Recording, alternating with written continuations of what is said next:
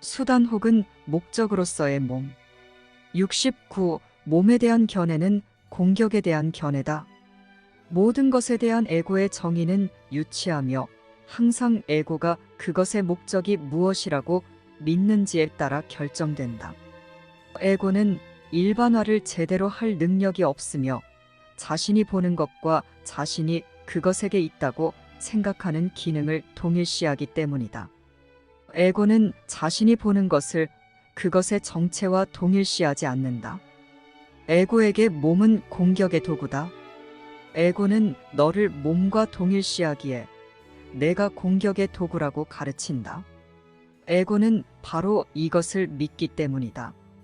그렇다면 몸은 몸 자신의 건강을 낳는 근원이 아니다. 몸의 상태는 오로지 몸의 기능에 대한 너의 해석에 달려있다. 70. 기능이라는 면에서 내리는 정의가 열등한 이유는 그것이 흔히 부정확하기 때문이다. 기능은 존재에서 발생하기에 존재의 일부이지만 그 관계는 상호적이지 않다. 전체는 부분을 정의하지만 부분은 전체를 정의하지 않는다. 이것은 지각에 해당되듯이 알매도 해당된다. 부분적으로 아는 것이 전체적으로 아는 것인 이유는 암과 지각 사이의 근본적인 차이 때문이다. 지각의 경우 전체는 부분들로 구축되며 부분들은 흩어졌다가 다른 배열로 재조립될 수 있다.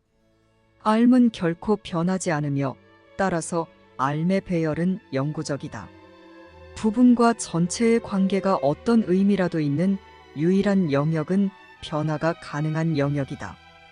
변화가 불가능한 곳에서는 부분과 전체 사이에 차이가 전혀 없다. 71. 몸은 몸을 소유하려고 다투는 두 음성이 있는 듯한 세상에 존재한다. 이런 식으로 지각되는 배열 상태에서는 몸이 자신에 대한 통제권을 한 음성에서 다른 음성으로 옮김으로써 건강과 병의 개념 둘 다를 가능하게 만들 수 있다고 여겨진다. 늘 그러하듯 에고는 수단과 목적을 근본적으로 혼동한다. 몸을 목적으로 여기는 에고에게는 몸의 진정한 용도가 전혀 없다. 왜냐하면 몸은 목적이 아니기 때문이다. 너는 그동안 에고가 자신의 것으로 받아들인 모든 목적의 뚜렷한 특징을 알아차렸을 것이다. 내가 그런 목적을 이루었을 때 그것은 너를 만족시키지 못했다. 이런 이유로 에고는 끊임없이 한 목적에서 다음 목적으로 옮겨가도록 압박받으며 그럼으로써 너는 에고가 아직도 무언가를 줄 수 있다고 계속 기대할 것이다. 72. 그동안 너는 몸이 목적이라는 에고의 믿음을 극복하는 것을 특히 어려워했다. 왜냐하면 이것은 공격이 목적이라는 믿음과 동의어이기 때문이다. 에고는 병에 엄청난 투자를 한다. 만약 내가 아프다면 너는 상처받을 수 없는 존재가 아니라는 에고의 확고한 믿음에 어떻게 반대할 수 있겠는가? 이것은 에고의 관점에서 보자면 특히 매력적인 주장이다. 그것은 병의 저변에 있는 명백한 공격을 덮어 가려주기 때문이다. 내가 이런 사실을 받아들이고 공격하지 않겠다고 결정한다면 에고를 편드는 이런 거짓 증언을 할 수 없을 것이다. 73. 내가 병을 거짓 증인이라고 지각하기 힘들어하는 이유는 병이 내가 원하는 것과 전혀 일치하지 않음을 깨닫지 못하기 때문이다. 따라서 이 증인은 결백하고 믿을만해 보인다. 왜냐하면 너는 아직 이 증인을 진지하게 반대 신문해 보지 않았기 때문이다. 반대 신문을 해본다면 병이 에고의 관점을 그렇게도 강력하게 뒷받침하는 증인이라고 여기지는 않을 것이다. 74. 에고를 원하는 자들은 에고를 변호하게 마련이다. 이것이 보다 정직한 진술일 것이다. 따라서 우리는 그들이 선택한 증인을 처음부터 의심해 봐야 한다. 에고는 자신의 주장에 동의하지 않을 증인은 부르지 않으며 이 점에 관해서는 성령도 마찬가지다. 우리는 앞에서 판단은 성령의 기능이며 성령은 이 기능을 이행할 완벽한 준비가 되었다고 말했다. 에고는 무엇에든 단지 편파적인 판결만 내리는 재판관이다. 에고가 증인을 부를 때는 그를 이미 자기 편으로 만들어 놓은 상태다. 75 그 자체로 몸에는 아무런 기능도 없다는 것은 여전히 사실이다. 왜냐하면 몸은 목적이 아니기 때문이다. 그런데도 에고가 몸을 목적으로 세우는 이유는 그럼으로써 몸이 자신의 진정한 기능을 잃게 되기 때문이다. 이것이 바로 에고가 하는 모든 것의 목적이다. 에고의 유일한 목적은 모든 것의 기능을 보지 않는 것이다. 아픈 몸은 아무런 의미도 없다. 그것이 의미 있을 수 없는 이유는 몸은 병을 위한 것이 아니기 때문이다. 몸에 대한 에고의 해석이 근거하는 기본적인 두 전제가 참일 경우에만 병은 의미가 있다. 구체적으로 말해 그것은 몸이 공격을 위한 것이라는 전제와 너는 몸이라는 전제다. 이 전제들이 없다면 병을 상상조차 할 수 없다. 76 병은 내가 해를 입을 수 있음을 입증하는 방법이다. 병은 내가 연약하고 취약하며 철저하게 외적인 안내에 의존할 필요가 있다는 증거다. 에고는 너에게 에고의 안내가 필요하다는 주장의 최고 논거로 병을 사용한다. 에고는 파멸적인 결과를 피하기 위한 처방전을 끊임없이 내린다.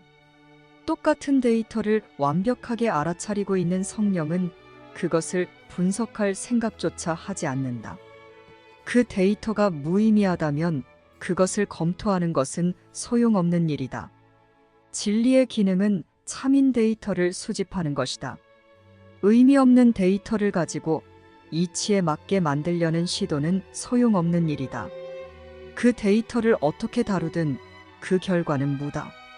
그 결과가 복잡해질수록 그것이 무임을 인식하기가 더 어려워지겠지만 전제들이 낳는 가능한 결과를 전부 검토해야만 전제들을 제대로 판단할 수 있는 것은 아니다. 77 학습 도구는 교사가 아니다. 그것은 너의 상태가 어떤지 말해줄 수 없다. 너는 에고의 혼동을 받아들인 탓에 너의 상태를 알지 못하며 따라서 학습 도구가 너의 상태에 대해 말해줄 수 있다고 생각한다. 병이란 단지 내가 답을 알지 못하는 교사의 안내를 고집스레 요청하고 있음을 보여주는 또 하나의 사례에 불과하다. 에고는 내가 어떻게 느끼는지 알 수 없다. 전에 우리가 에고는 아무것도 알지 못한다고 말했을 때 에고에 관해 전적으로 참인 유일한 사실을 말한 것이다. 하지만 그로부터는 다음과 같은 결론이 나온다. 알미 존재이고 에고는 알을 갖고 있지 않다면 에고는 존재를 갖고 있지 않다. 78 너는 존재하지 않는 것의 음성이 어찌 그리 집요할 수 있느냐고 당연히 물을 만하다. 비록 내가 원하는 것이 참이 아닐지라도 그것에 얼마나 강력하게 왜곡하는 힘이 있는지 진지하게 숙고해 본 적이 있는가? 그동안 내가 원하는 것이 내가 보고 듣는 것을 어떻게 왜곡하는지 보여주는 경우가 많이 있었다. 에고가 거짓 사례들을 축적하는 기술을 의심할 수 있는 자는 아무도 없다. 또한 내가 진리 외에 아무것도 용인하지 않을 때까지는 에고에게 기꺼이 귀 기울이려 한다는 것을 의심할 수 있는 자도 아무도 없다. 내가 에고를 내려놓을 때 에고는 사라질 것이다. 성령의 음성은 내가 귀 기울이려는 용의만큼 크다. 성령의 음성은 너의 뜻을 침해하지 않고서는 그것보다 더 커질 수 없다. 성령은 너의 뜻을 자유롭게 풀어주려 할 뿐 결코 명령하지 않는다. 79 성령은 너를 통해 자신의 메시지를 가르칠 수 있도록 오로지 내 형제들에게 다가가기 위해서만 몸을 사용하라고 가르친다. 이것은 그들을 치유할 것이며 따라서 너를 치유할 것이다.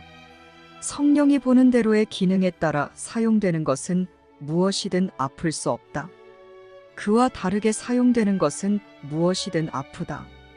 몸이 분열된 마음을 비추는 거울이 되도록 허락하지 말라. 몸이 내가 지각하는 왜소함의 이미지가 되도록 허용하지 말라. 몸이 너의 공격하려는 뜻을 반영하도록 허용하지 말라. 그 어떤 것에서도 공격을 지각하지 않는 성령께 몸의 해석을 맡겼을 때 몸이 취하는 자연스러운 상태가 바로 건강이다.